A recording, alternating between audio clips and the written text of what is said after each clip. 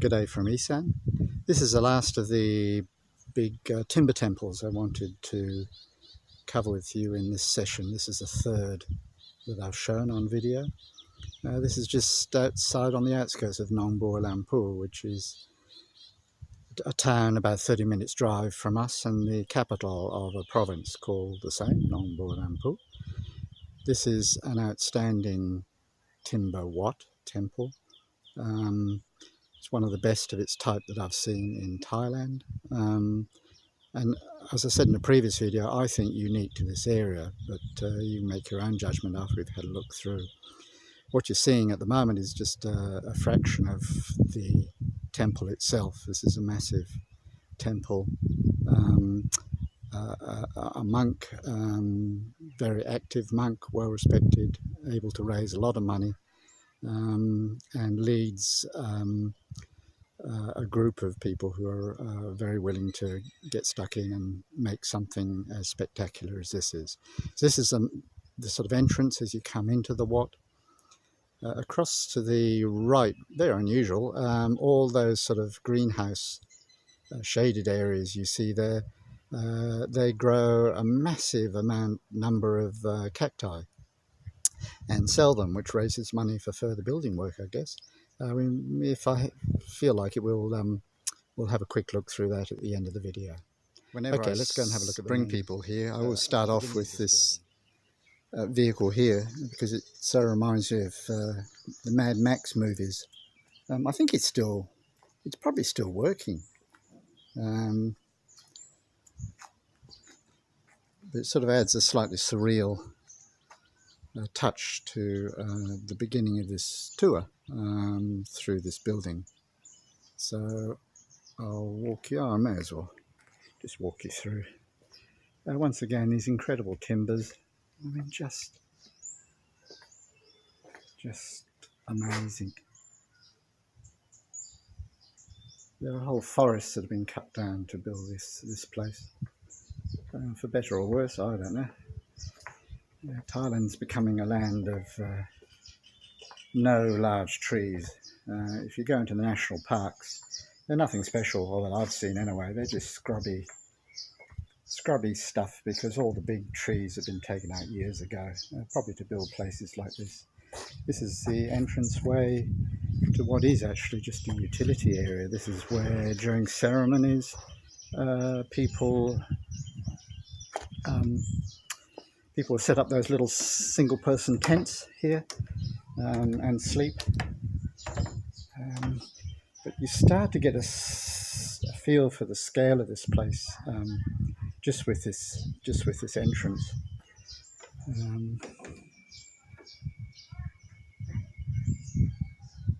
Which disappears into the distance.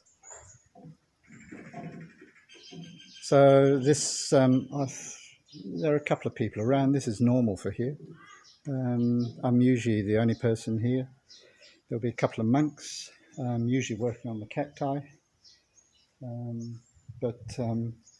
And we quite often bump into the abbot, the boss monk's mother, who runs the cactus operation. But once again, I'm in awe of these ceilings or structures to hold up roofs, because it's all natural timber, and they just work out how the natural flow of the timbers knit together to form a structure that actually holds up a roof. It's easy when you've got straight bits of timber, but when you're working with natural shapes like this, a lot more difficult, but it's what gives these sort of places their incredible character. I mean, look at the timber that's been used here. Gosh, couldn't buy stuff like this. Once again, you get an idea of the mishmash of timbers that have all come together. This is a terrific example of this type of Wat. These are little accommodation rooms or storage. None of this stuff is used very much. They build but never use. It's all for show. Thank goodness, I love it. Not complaining.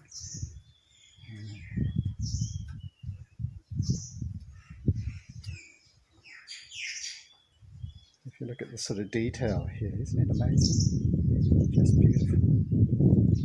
I'll take you through here. Just looking out onto just a lower area. I think this is a food area, probably, when you'd have people eating here when there's some sort of ceremony on. And the building at the back is the main Buddha hall, which I think is just one of the most spectacular places I've been to in Thailand. Very simple, but it just has an essence that, I don't know, just resonates with me in a way.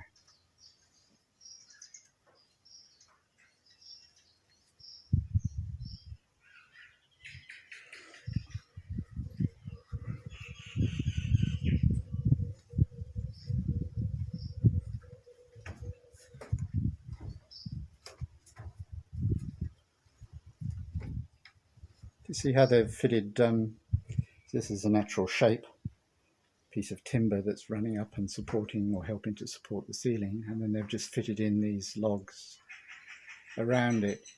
So rather than look for straight pieces of wood, which would be easy, they've cut in the walls to fit round the supports. I think it's lovely. Terrific character. It's a shame most tourists will never see places like this. You come to Nong Bua Lampu, or not Nong Bua, Udon Thani, and most people go to the TripAdvisor top 10. They're limited with their ability to access transport. And even though Nong Bua is only 30-40 minutes away from Udon, they'll never hear about places like this. And I can tell you that this temple leaves anything in Udon Thani absolutely for dead. The temples in Udon Thani are nothing special at all. I wouldn't even bother taking anyone to see them. All of them. I've never found anything that's half decent there. For first timers, they're great, but once you become a specialist like me, very middle class, and then you have a place like this, and thank God. I mean, I'm happy that most tourists actually never find it, because it's just me and you. And once again, you look at just the scope of the size and detailing, the amount of work, all done by hand. They'll use manual pulleys to get all this stuff in place. And that's one of my favourite views, that those two rooms with the supporting timbers in their natural shape, with the walls cut around them. I think spectacular.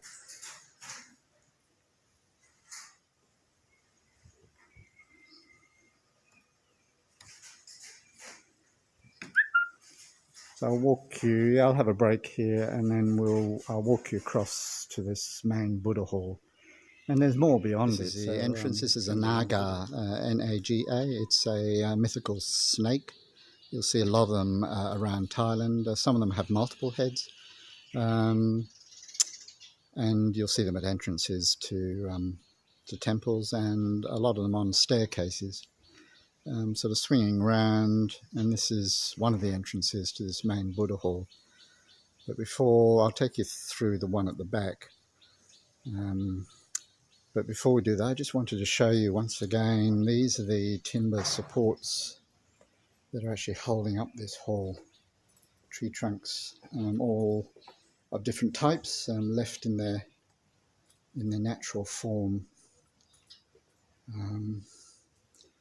And all concrete. This place is immaculate. It's swept every day, spotless, good discipline here at this temple. And in here, I'm not sure it's going to show up. This, it doesn't show up very well, but this here, can you see it looks like an elephant? You'll see it's quite shiny because people touch it. The head monk here, his name is Chang, and Chang is elephant in Thai. So here inside this tree trunk is a naturally forming elephant, and people touch it because they reckon it's lucky. Things you find out with Tony.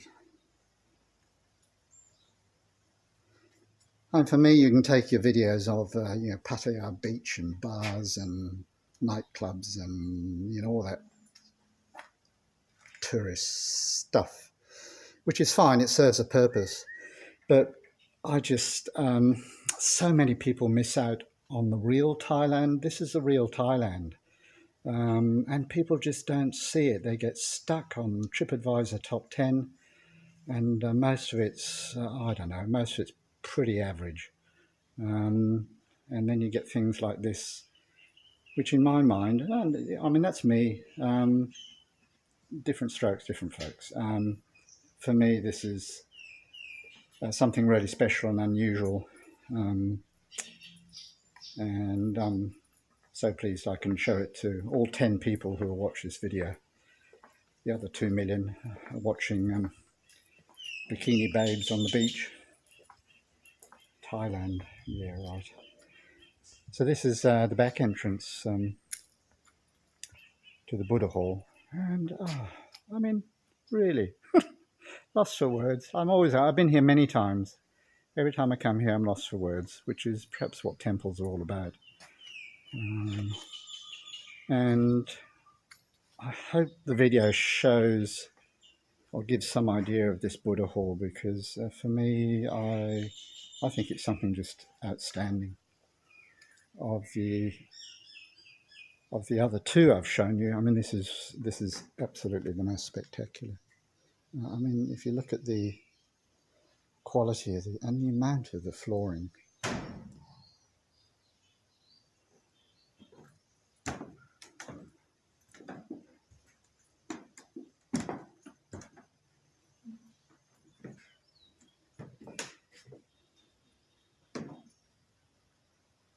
And then through once again to a very simple Buddha shrine at the end. And I mean, you look at that view with the colour of the timber, natural timbers again. The floor's been stained, but the uprights have been left in their natural state. But I mean, look at the size of those supports, and then leading through to the gold of the Buddha shrine at the end. As I say, for me, one of the most spectacular sights I've seen in Thailand, because of its simplicity, the natural materials used, just the colours. And for me, this is much more the essence of Buddhism than the photogenic but garish, red, white and gold temples you see everywhere.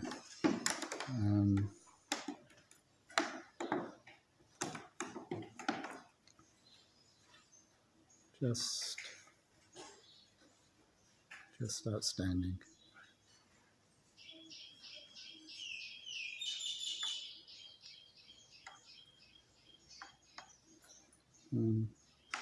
There's a monk accommodation right in the far corner there.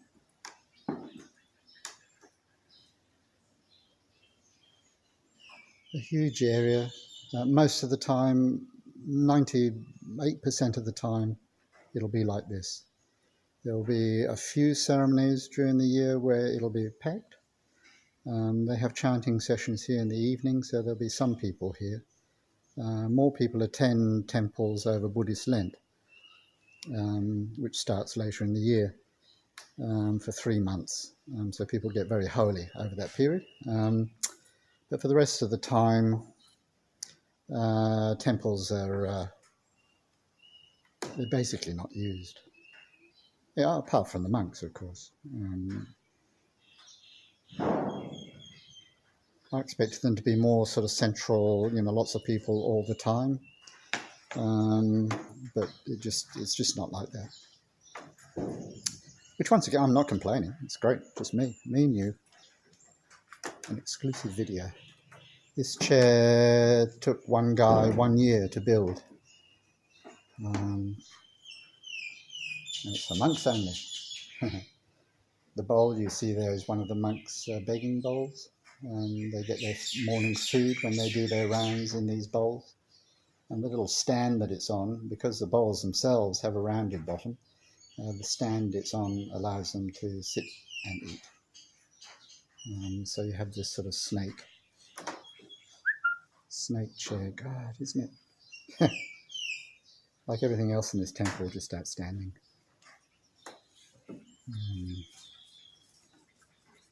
Safes, you'll see a lot of safes in temples. It's where you put donations.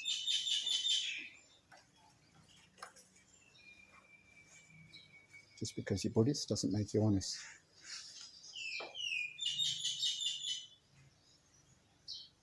Okay, I'll take you to, what do we do? Yeah, I'll take you to a couple of buildings further back from this one. So we'll move on to the next before section. About this is all handmade, and they use winches to put the timbers in place. Well, here's the proof of it. I'm going to take you to the back of the Buddha Hall. These are more utility sort of areas, but even so, they haven't skimped on the quality or detail. The stone you see on the right, there'll be 9 of these located around the main Buddha Hall. And underneath them, usually underneath them buried, there are 9 round black globes which have a significance. You'll see these stones in all sorts of forms around most temples in Thailand if you look for them. The building at the back, I'll just go here. This is the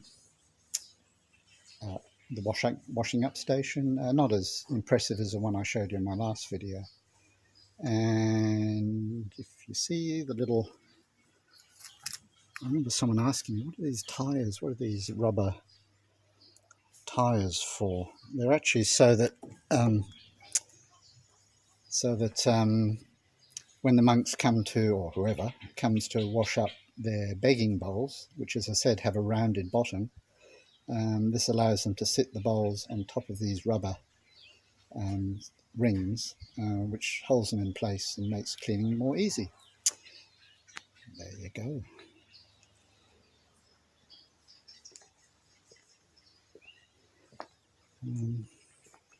And once again, see, this is a treed area. Can you see? Beautiful, isn't it? But you'll notice that in between all this ground has been swept. They do that every day. There's no leaves. And if you look at the back, you'll see the areas that haven't been swept.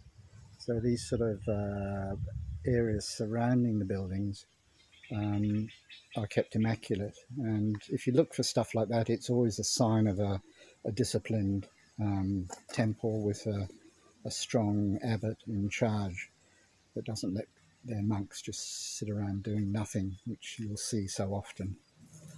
Yeah, this is a number of these.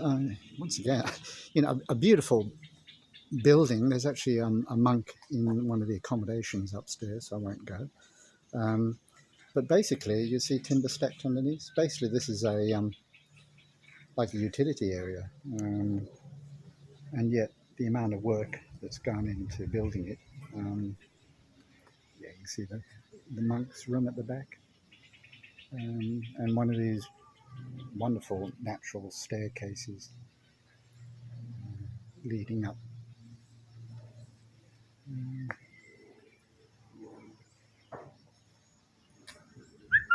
Although this temple isn't called, as far as I remember, isn't called a PHA or PA Wat, which is a temple that follows a Thai forest tradition. PA means forest or a bunch of trees in Thai. So, but from the colour of the robes being used, which are a darker earthy colour, and the fact it is situated in a forest, and the way the place is maintained, and the use of timbers in building the actual temple itself, I would say that this is absolutely a forest Wat temple. if I stop talking, you can just listen.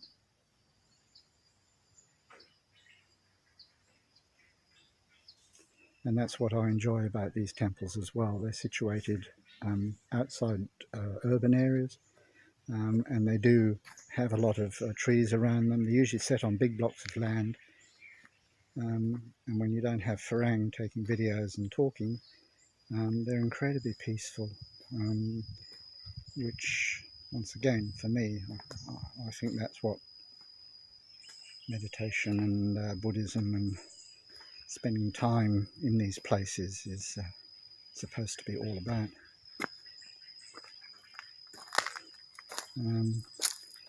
This is again another impressive timber building, but it's their workshop. So while we would build a tin shed, here they build this.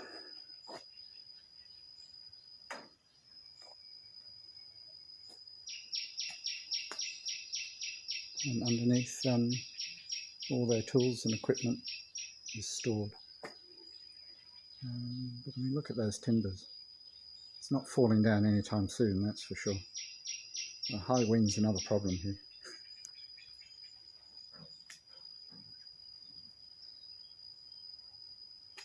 See another of those stones in the corner. And this is looking back. This is the back of that Buddha hall.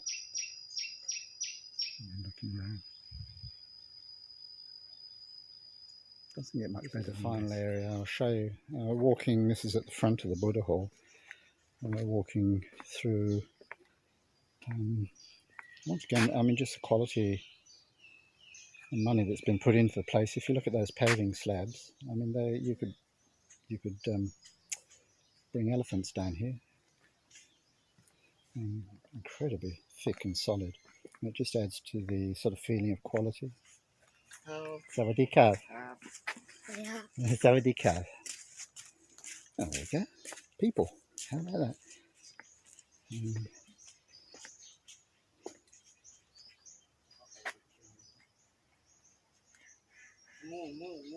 Oh.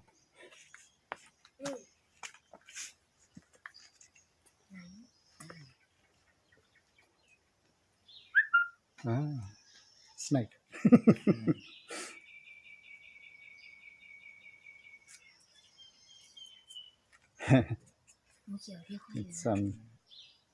It's a green tree snake, so in itself not a problem unless you're a frog.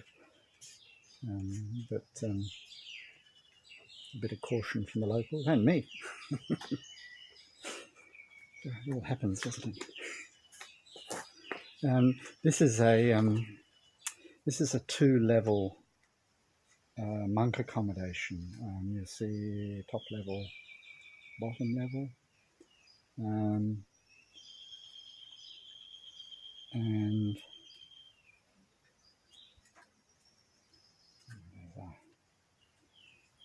oh, there you go, snake.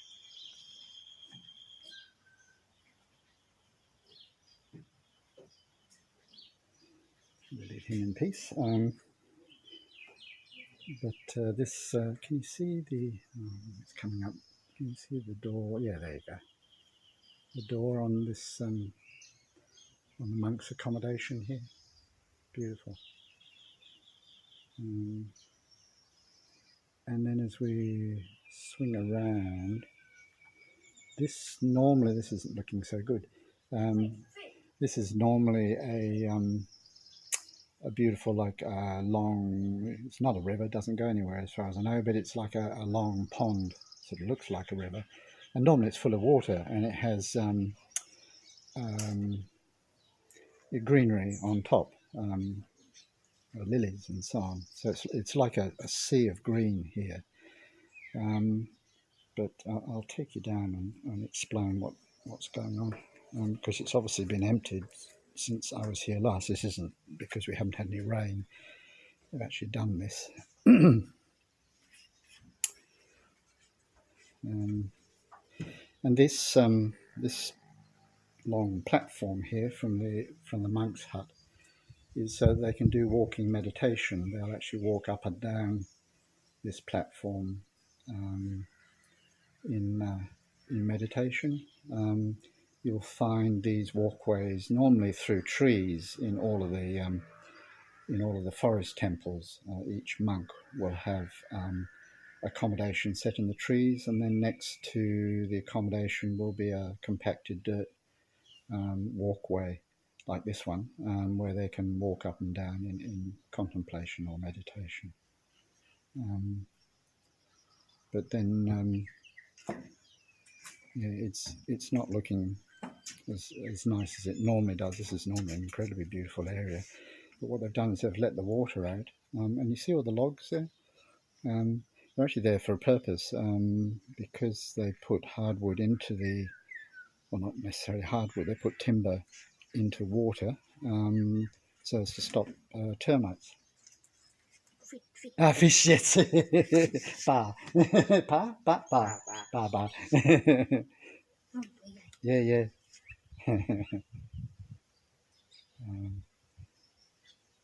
Yeah, so the timbers are put in water to stop termite getting to them. And then when they want to do some building, they, in this case, by the look of it, they've emptied the pond so that they can get access to the timber. So maybe there's plans to do some more building activity, which is a constant thing here, as I've spoken about so often.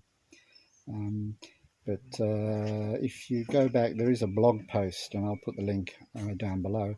There is a blog post I did on this temple with photos, and it shows this area with the water in, and that's it's pretty spectacular. So go and have a look at that. That's sort of. Is there anything else I can show you? I think we've covered the main bits. So you see up on top of those tanks, there's another one of those concrete corner posts. Why it's there, I don't know. Anyway, there you go. Yeah, I hope I've been able to share the excitement I feel and deep respect I have for this particular temple. I think it's just outstanding, and should be on everyone's list to visit if they come to this part of Thailand. It's well worth the trip as a single afternoon out. So it's a standalone trip, this temple, in my opinion. So thanks for joining me. I'll probably, we'll head over to the cacti area because it's quite spectacular in itself, a little bit different. So I'll add that to the end of this particular section. The final section. Okay, I just wanted to quickly share with you. This is the cacti area that the temple has.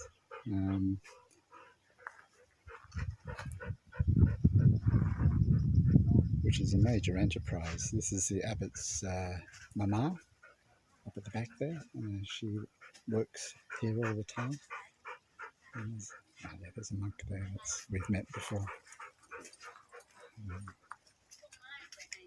And then if you look across, you get an idea of the size of it. Not all of this is under cultivation at the moment, but potentially it is. So they sell off, you can buy these for 100 baht, I think. But then some of the more specialist ones are 1,000 baht and up. I don't have much to do with cacti, but we've bought a few since we've been coming here. Wonderful flowers, but they only flower for a day or two. And then this area here, they've just recently built this, so they're obviously looking at expanding. Very neat, everything neat and beautifully maintained as you'd expect with this temple. So there you go. I thought I'd just share something a bit different with this particular temple.